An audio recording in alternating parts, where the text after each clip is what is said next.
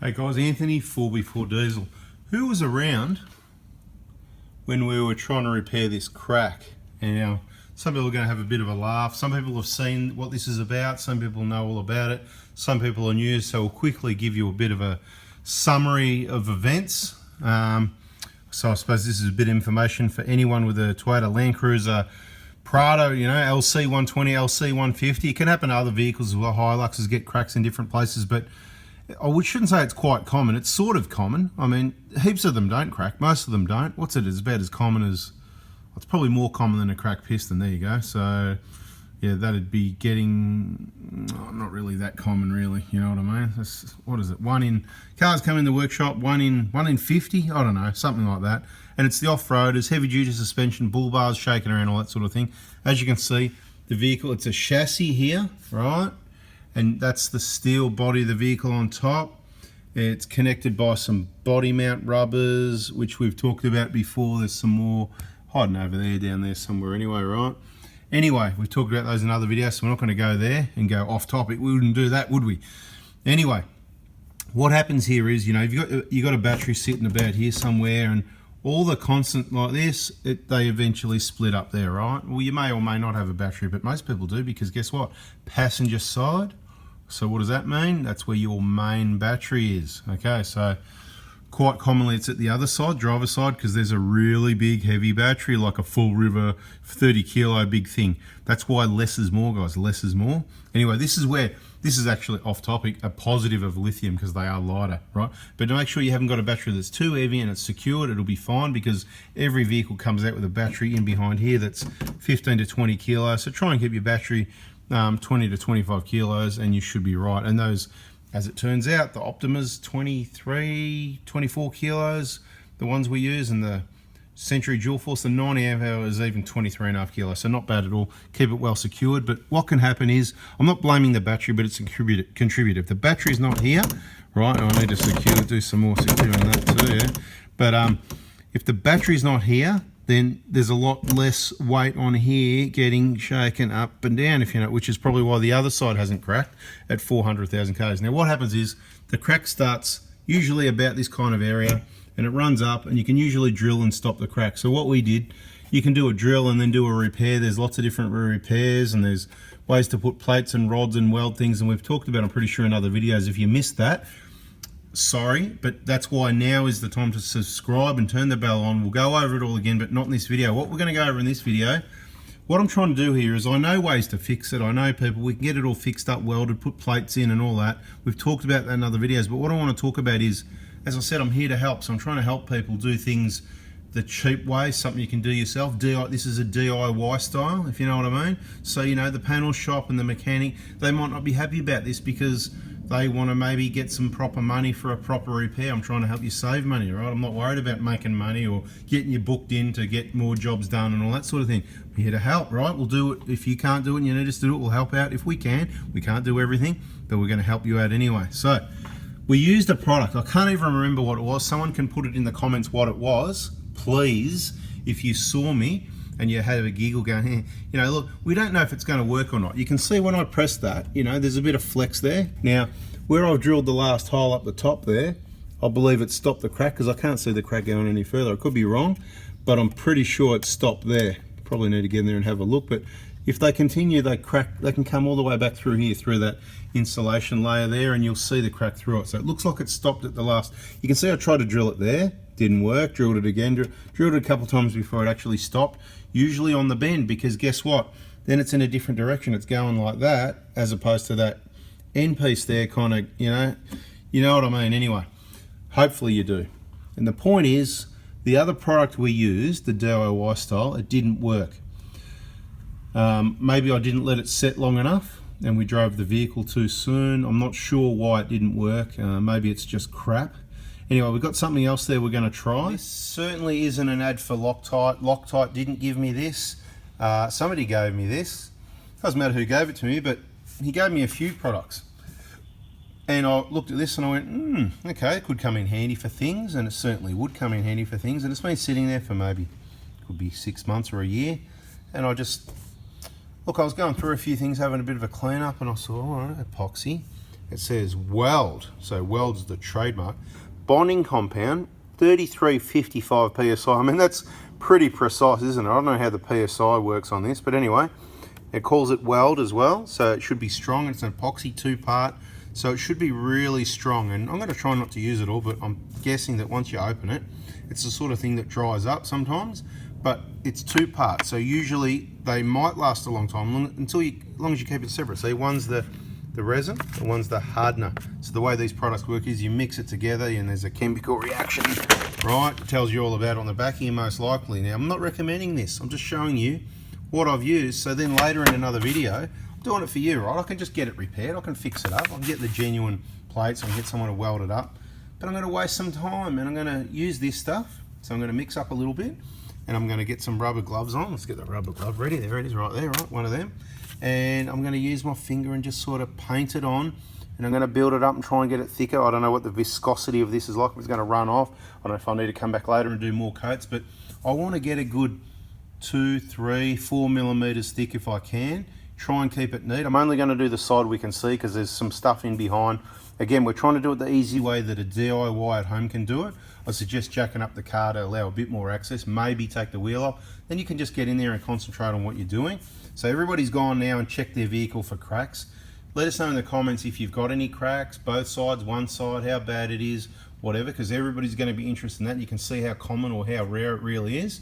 But when it happens, it's not panic stations. The front of your vehicle is not going to fall off. Okay? All the worst ones I've seen, the crack stops about, you know, about maximum another inch, maybe somewhere around here anyway. Yeah, it's going to come all the way across here and the whole front of the car is going to fall off. Obviously, it's not ideal, but hopefully this is going to be a cheap, you know, what's that stuff worth? Probably 20 bucks. I don't know. I didn't pay for it. Someone gave it to me, all right? Can't tell you, it's top secret. But what we're going to, I've cleaned this up. So what I've done, I've used a bit of rough emery paper and just sort of roughed it up and cleaned up. So I've got a screwdriver and picked off all the old stuff you can see. So what you can see is where we use the old stuff, and then we painted some other product over the top to make it look nice. Didn't work out anyway. So we've picked all that off. It didn't adhere very well at all, so the adhesion was rubbish. Otherwise it wouldn't have come off so easy. So I've emeryed it. I've used some like brake cleaner, so like thinners or prep, so whatever preparation for cleaning, so that hopefully this is a little bit rough and it's clean, so what the product we're using, hopefully it sticks. So I'm just going to sort of paint it on like this a little bit around there, see what it's like. I've never used it before, that product. Like I said, if need be, I'll come back again, make another mix and put a couple of coats on there. I might show you the finished product in this video, maybe. We'll just see how we go. And after some time, if it fails within a week, I'll let you know as soon as I know that it's cracked. It's a waste of time. Don't bother doing what I'm doing. And in that video, we might recap all the better ways to repair things, all the options, since so many people have missed it because they're new since we did it last time, which was probably a year or 2 or 3 ago. Could be getting on 2 or 3 years easily. So subscribe, turn the bell, and hit the like button if you like how I'm trying to help you out. And we'll either add a bit more info in this video, or we'll be back to you with another video to let you know how it went. Literally, it's a happening thing right now. So it's pretty thick, but it's if you put a lot on like I have, it runs. So for the first couple of minutes, you can sort of bring it up and tidy it up. See in the bottom, and there's a bit of a drip forming there. I've still got the wet finger here. See, this is the finger I've used, but I'm not sure whether I should touch it because it's becoming a bit, it's going to get messy, right, if I touch it, you know what I mean? See what I've done? So I'm trying to tell you, just be careful. If you touch it again, it looks like it's starting to go off, which is good. I'll give you some directions what it says. It says sort of only mix up what you can use in 3 to 5 minutes. So we'll go and have a look at that. I'll show you the amount that I've used. And I'm probably going to run with a first coat. But if I was to let that harden and then hit it again and again and build it up 3 times thicker, it's going to have 3 times the strength, isn't it? I reckon, I don't know if this is the same product or not. I could even accidentally be using the same product, which would almost be a waste of time. So it's pretty important that we find out what I used last time, if anybody knows. Like I said, if you can whack it in the comments, I'll tell you what, I reckon there's almost going to be a prize for that, for someone that's that glued to the information that they remember the product that we used last time. But yeah, it didn't work. I don't know if like I said, I don't know if I drove it too soon, but it says full strength at 24 hours, which is good news, and maybe that's why I did that. But I'm going to try and leave the vehicle still for 3 days, and I'm going to think about whether I go for a second or third coat. might even put this video up and see what you guys think. Should I try it as it is, or should go for double or triple the thickness? But certainly want to let this dry properly first before we go for a second coat. Otherwise the next coat's going to seal this one from drying properly. It's a bit like paint, I suppose. Many thin coats is probably better than a too thick coat. Maybe this is too thick, and maybe it doesn't dry underneath properly quick enough, and maybe that's part of the problem. I'm not really sure about it. So anything in the comments that's going to help me or anyone, that's cool. And if you think it's funny, you can say that it's funny and that's not going to work. We don't mind. Just here to try and save you a buck. And as you can see, it's sitting there pretty still. It looks pretty reasonable. After we spray some black over that later, it's going to be bloody beautiful. But whether it's going to work or not, I don't know. So here's the mix on the bench. Have a look at the glove, right? Have a look at this already. Look at this. It's already, look, see that? It's not sticking to the thumb side. All right. You can touch the bench. It's permanent, mate. It's a bit soft at the moment, still flexy. This could be the problem. So what I used was, you can see what's left of the tubes, there's heaps. I squeezed the tail end of both of those, cap them again straight away. Don't mix them's the key thing. Keep them in a cool place is probably better, they'll last longer. I'll give you the few tips. It says you open it obviously with the reverse side of the cap. See the little, like all these sorts of things like that inside there, that's what you pierce the tube with. Okay, number 2, squeeze equal amounts. Of course, equal amounts of resin and hardener. Clean discardable, which I use a piece of cardboard, right? Clean discardable. You can use whatever you want to mix it. I just went, well, this time I'm going to paint it on with my finger. So I just mixed it with the finger, right? And I mixed it for about 1 minute. Because it says, what does it say? Squeeze equal amounts that you can use in 3 to 5 minutes. It doesn't say how long to mix it for. You'll see when it mixes. One's black and one was grey and one was black, and when you mix it, it goes dark grey. You can see when it's mixed or not. I suggest spending about a minute mixing it and then get to the deal, but just allow, if you put it on too thick, and this can fix heaps of things, right? I'm not as experienced with this as the RTV. The RTV fixes are bloody awesome, right? Some people might think it's funny and not quite understand what we're trying to demonstrate, but the stuff is bloody awesome, and this, I'm sure for certain purposes it is. So once again, in the comments, let us know what you've used this or similar products on.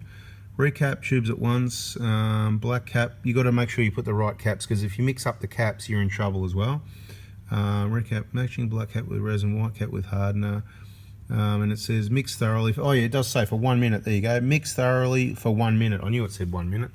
And down here it says, look, it says 15 minutes, leave undisturbed for 15 minutes, and full strength in 24 hours to 33.55 psi. I wonder how accurate that is, you know? Or do you reckon it'd be 32.50 psi or 34.50? I mean, they're to the exact psi, 33.55. Unbelievable. Anyway, there you go. Metallic grey application. It says 4 degrees to 35. That's good. We're on about 27.5 in here at the moment, with the aircon running in the Prado hospital, completely dehumidified, and it can withstand temperatures of minus 23 to 149 degrees. It's not going to get hotter than 149 on that area, and it's not recommended for PE, PP, non-stick coatings, nylon products, flexible materials, prolonged immersion in water. So I think it's the thing for the job. So stay tuned. We'll let you know how well it works. This stuff, probably, look at it, see? I can get a fingerprint on it, but this is what happens. This is 2-part epoxy. That's how it all works. It's like Araldite type thing, but different product, much better than that. Although Araldite could maybe even do the job. But look, let's just see. This stuff, I'll let you know if it's any good or not. So at the vehicle here, it's been about 5 minutes, I reckon, from application. I've got the glove off. I'm just going to, it's just a little tiny bit tacky. I'm just not going to press into it or anything, but it's not. So look, we're going to give it the 24, 48. I'm going to think about, once it's touch dry, like in the next hour or so, I might even have a good feel, like, you know, see that thicker bit where it ran down right on the crack, you know, that you think that wasn't planned. I'll press the nail into it and just sort of see how hard it is. If it's really hard, I might put another coat over it. So you understand what I mean? By adding thicker coats, it's going to give more strength. What needs to happen is that this needs to adhere to both sides, which we've roughed it up and cleaned it, so it should, but it needs to be thick enough and strong enough. It needs to be stronger than the steel that was there in the first place, right? Because the steel cracked, so it's not strong enough. So what we add on there needs to be stronger, And what I can see at the moment, the maximum strength needs to be at this edge because this is where the crack starts, right? That's why welding a steel rod along the edge there, you know, like a 5mm round along here, sort of holds it together, you know, like here to there type thing, holds it together because there's plenty of strength in that. Anyway, that's not a bad idea, but it's a bit of work for most people and you've got to get things out of the way and all that sort of thing. But what I'm thinking at the moment, because we haven't got the thickness there yet, and this is only thin, it's probably like 1mm or something, I'm guessing, I'm taking a guess, you know. Maybe a bit more, but about 1mm thick. So our coating needs to be thicker than that. So I'm fairly confident before we drive the vehicle. I might not put more up there because that's not where the crack's going to start. Where we need extra strength is down here. So if I come back for a second coat, I may put it sort of along here. We may go a bit further, like up here where we haven't covered into there, and just trying to build it up to sort of 3 or 4mm thick along that edge there, because I believe that's what we need, although we've got a decent thickness right over the crack, but we can't just rely on that.